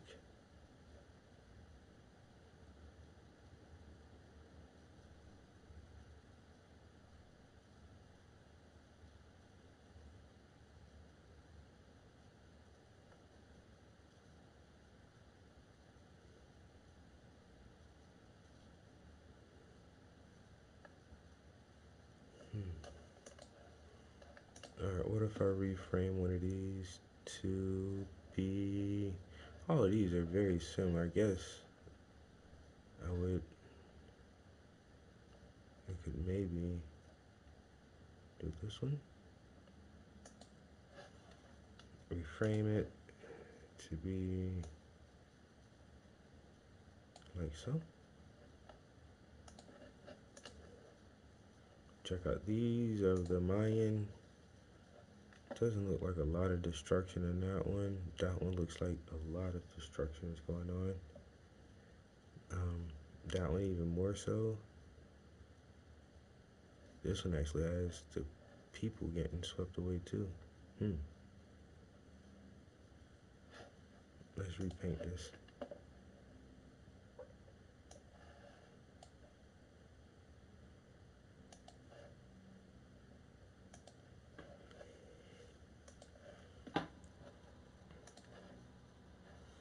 All right, we zoomed out some more here. Oh, we can see her feet now.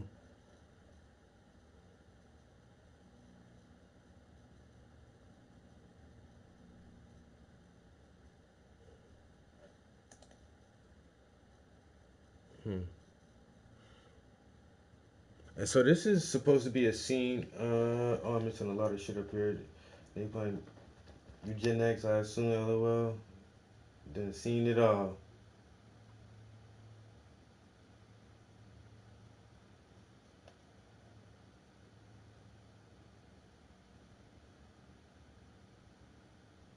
Can't even sun gaze like you used to. But this scene is supposed to be an evacuation scene where you're actually seeing like yeah, so once again, this is basically the Epic of Gilgamesh, the Great Flood, the Great Deluge. If you listen to people like Randall Carlson and Graham Hancock, Dr. Robert Schoch, these people talk about something called the Younger Dryas.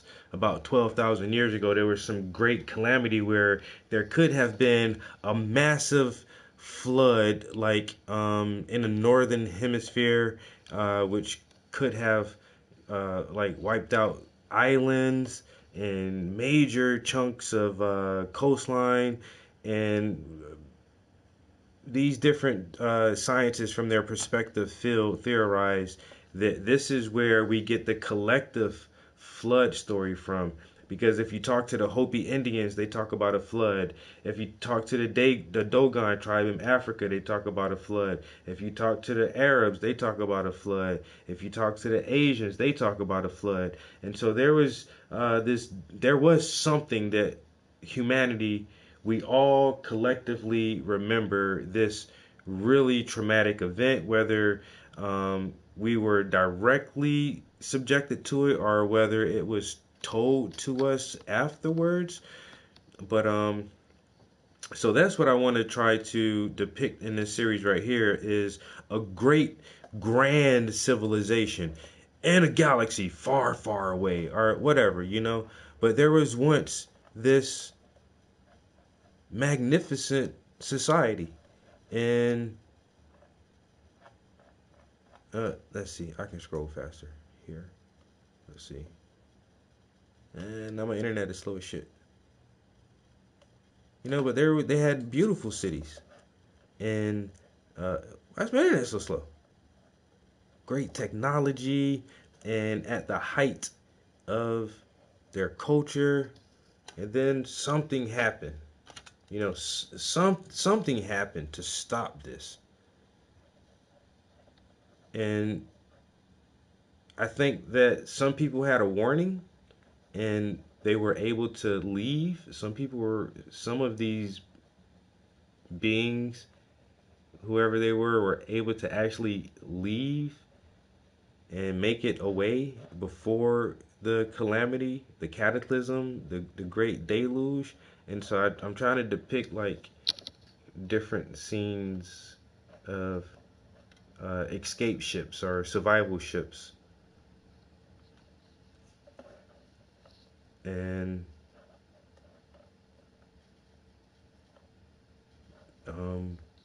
some people think that an asteroid or meteor shower may have caused the deluge. So I want to depict something like that, where you can actually see it from space, how it would look from a zoomed out space view, and then how it would actually look on Earth when the meteors are actually hitting and coming down and destroying this civilization. And then see like people picking up the remnants, and like primitive humans finding these ancient places, not building them or creating them, but finding these places and are like, yo, this is pretty cool. You know, I wonder where this come from. And then you have like the gods actually come back.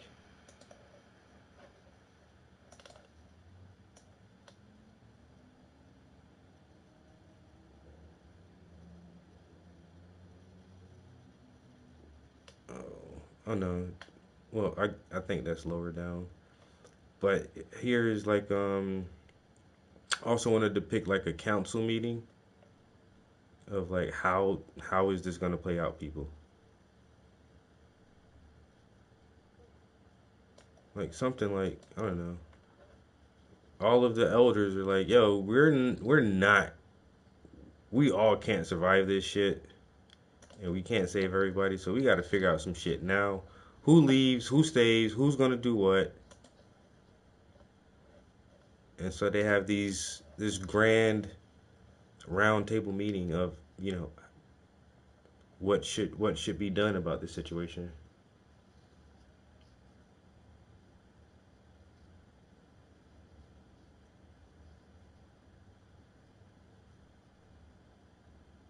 Where everyone's standing around the one guy. Yo, Pompeii was a volcano.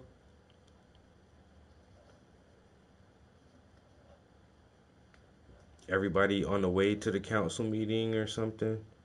I don't know, but whatever I do next, it has to be like super on a super big canvas.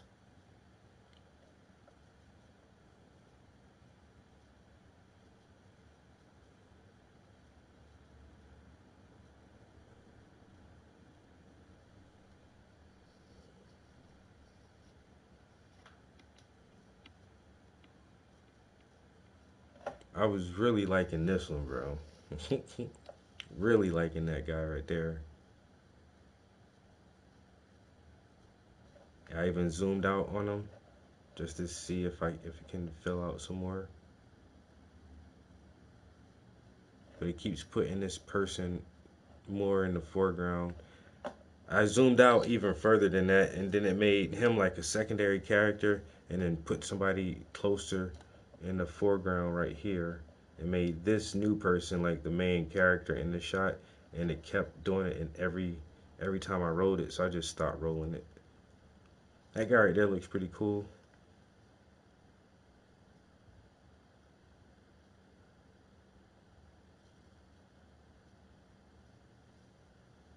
Ah.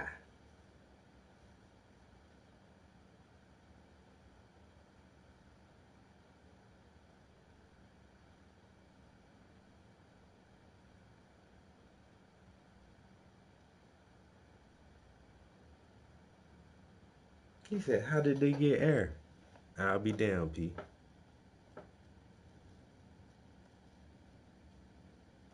Kind of like this one.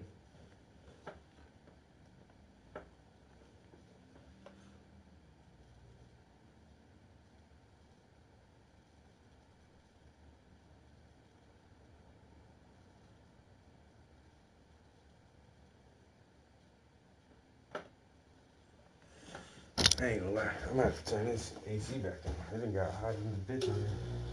Alright.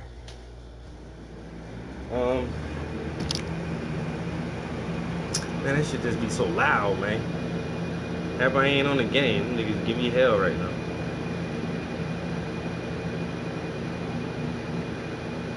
They say he looks like Will.i.am if he was older. I don't know. There's so many good references. I don't know which ones I'm gonna use yet. Let me go all the way to the top. I just rolled some new shit. Ooh.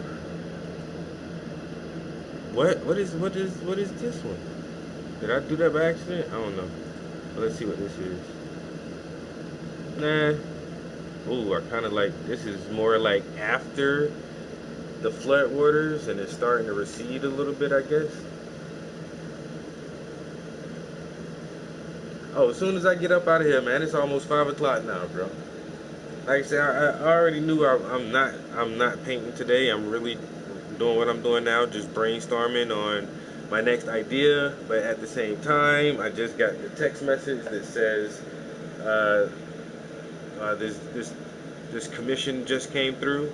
So I'll be starting a commission painting now. So I'll just have to set my stuff to the side anyway for the time being, so I can get this grip real quick.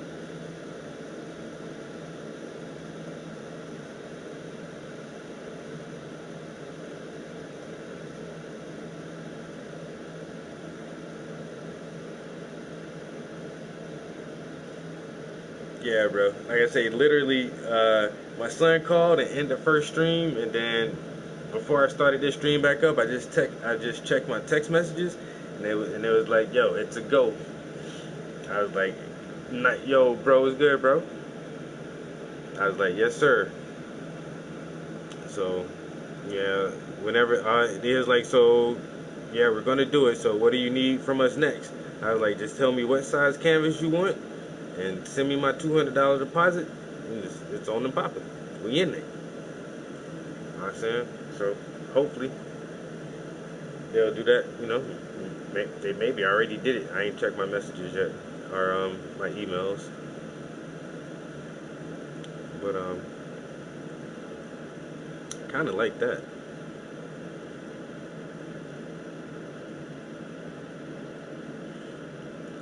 What if I...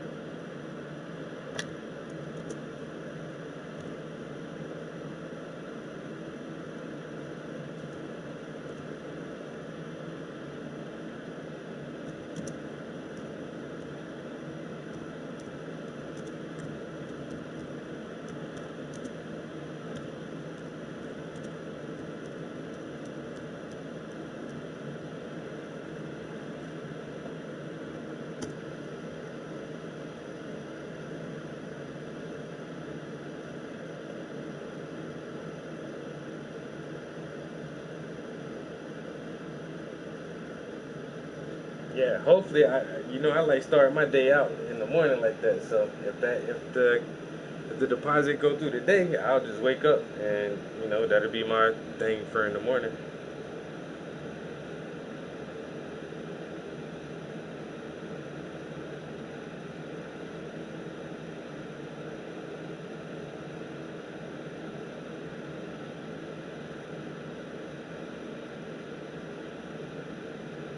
I'm telling you, bro.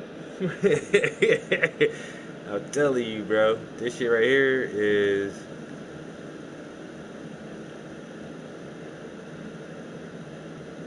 Bro, just like, if you can get it good, man, it's just like a photograph. Some of it look just like a fucking photograph.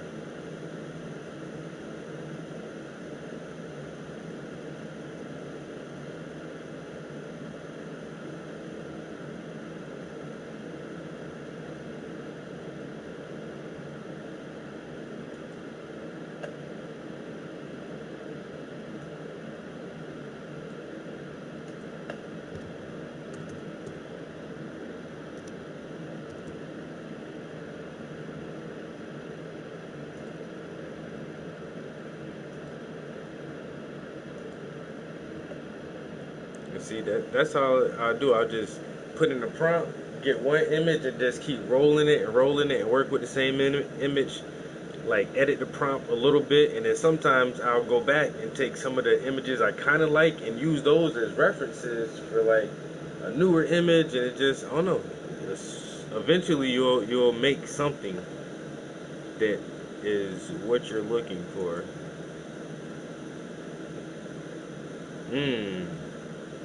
That's a nice ass action scene right there. Yo, why I like that?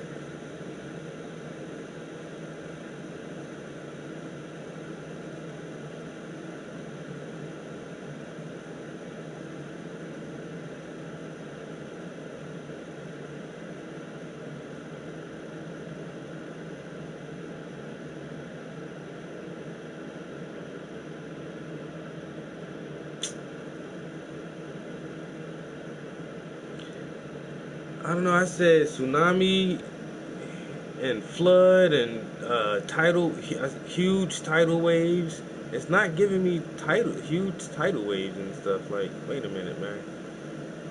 How can I word it different? Or should I find images? Go to explore.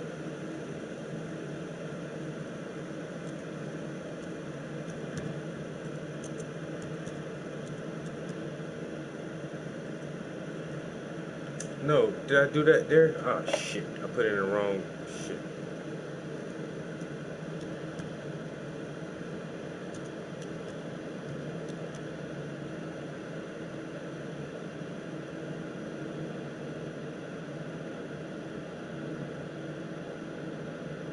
Yeah, I mean, these are good looking waves. How come it's not giving my shit none of these goddamn waves, man? I said tidal waves, bitch. Where is it? Where's a good one?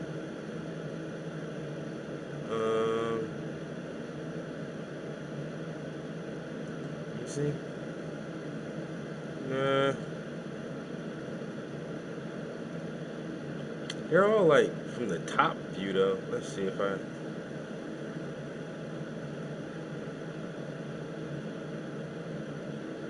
Something like this.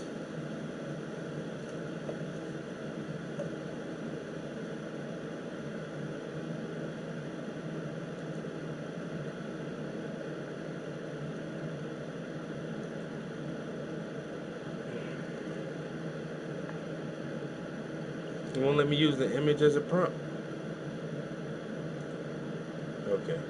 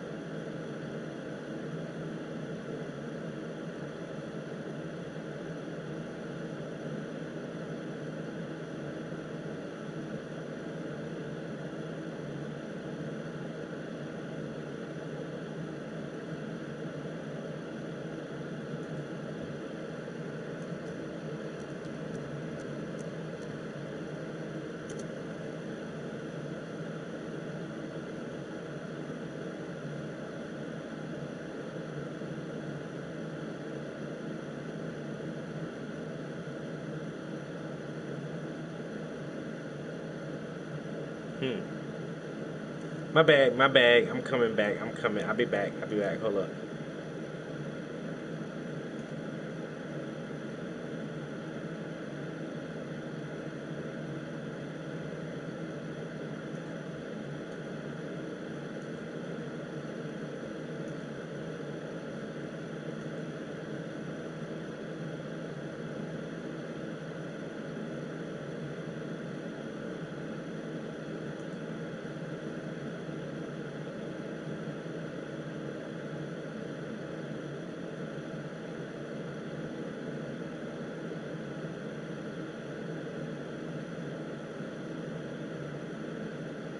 That's gonna make me go all the way back down.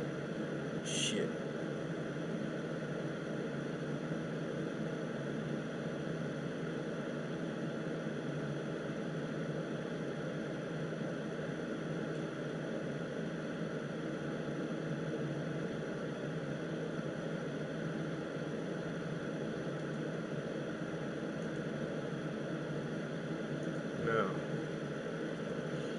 Now I'm gonna roll that.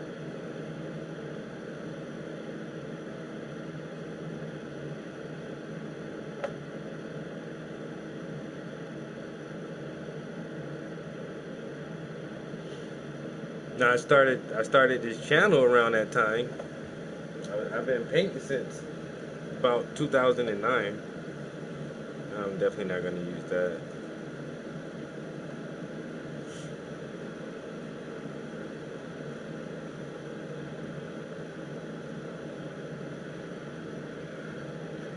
So it is Friday, so I definitely don't have a bedtime tonight. I can always go play some video games and then come back up here later tonight if I want to.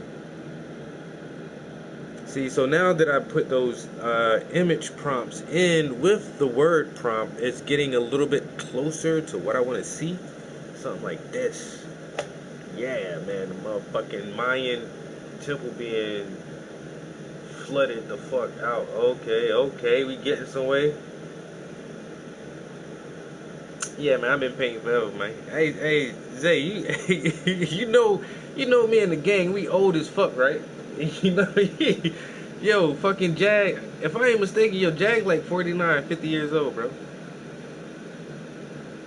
I think Woo still in his 30s, but me and Bloody J, we're in our 40s. Like, yes sir, you the young boy. But I might have to do one of these. Yo, I'm telling you, man. The flood scenes. I definitely want to do this. I'm gonna have a flood scene, and then I'm gonna have a meteor scene. I like this one too, though. Damn, man. I think the problem with me deciding is I got too many options now. There's so much fucking cool ass imagery right here.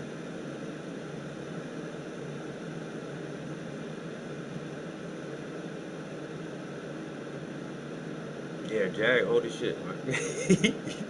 But hey, you can see we still cool as hell though, man. That's the only thing that matters. We cool, we still play video games. Alright, I got some more ideas. There's a bunch of stuff in my folder right now. I'm really feeling this old man right here for some reason. Damn, bro, I'm feeling this scene right here, man. This is at that meeting where people trying to figure out, like, yo, what are we gonna do, man? How is this shit gonna play out?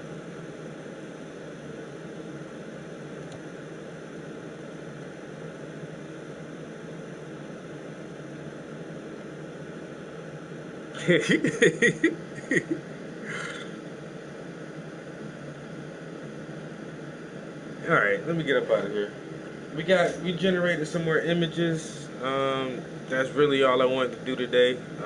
And my plan was to put something on Canvas tomorrow. If I don't hear anything back about this commission, I'll just really decide on one of these things in the morning and just go ahead and put something on Canvas in the morning. And we'll just go from there.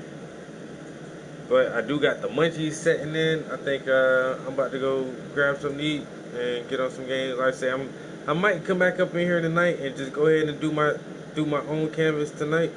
We'll see. I hate to be procrastinating, you know what I'm saying?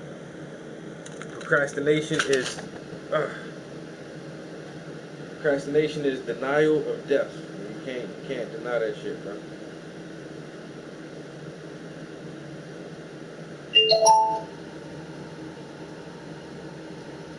Hey, man. Wise words being spoken.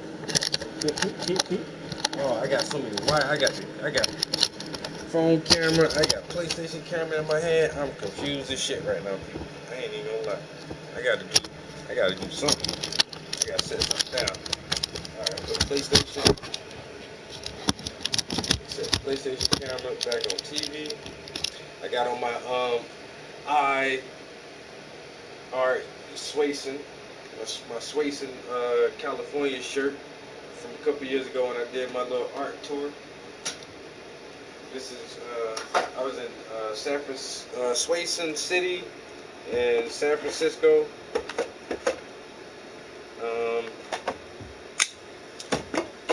I didn't get a chance to go to the San Francisco show, but my art was just there. But I did go to Swayson. I was chilling over there.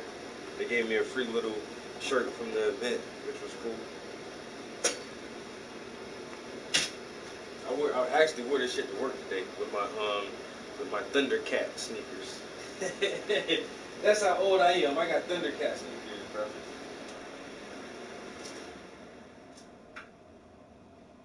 I got Thundercat sneakers. Yeah, so I'm just thinking now. I don't want to rush it because I do got some stuff I could work on. But I do, like I said, I do want to put something else on Canvas, whether it be my own piece or this commission. Something else is getting put on Canvas either tonight or in the morning. We'll just have to see what it is. I appreciate y'all chilling in the studio with me every time. keeping me company while I sit in here and blabber on about nonsense and checking out the progress on the paintings. I may stream some video games. I've been saying that for a couple days and really haven't streamed anything, but I might stream some games tonight. So if I do stream games, y'all definitely more than welcome to hop into the YouTube channel and bust it up with me and the homies where I get my ass handed to me in some Call of Duty. And if not, I'll catch y'all tomorrow. Same bat channel, same bat time. Peace. We out of here.